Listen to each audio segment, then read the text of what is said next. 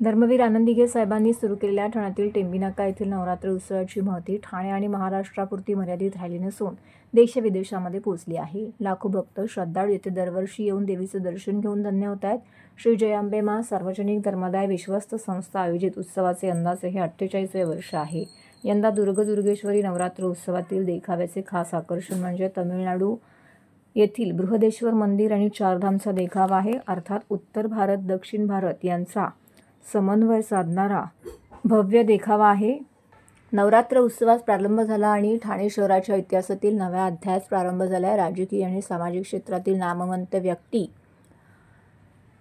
विविध स्तरातील हितचिंतक एकत्र येऊन या उत्सवाची मुहूर्तमेढ रोवली आहे। सामाजिक एकोपा वृद्धिंगत व्हावा या निमित्ताने भावी तरुण पिढीवरती संस्कार होऊन त्यांच्या विचारांना दिशा मिळावी, त्याचे प्रबोधन व्हावे हा उदात्त हेतू डोळ्यासमोर ठेवून धर्मवीर आनंदीगे साहेबांनी या उत्सवाचा प्रारंभ केला आहे। दररोज या ठिकाणी लांब-लांबून भक्त देवीच्या दर्शनाला येतात।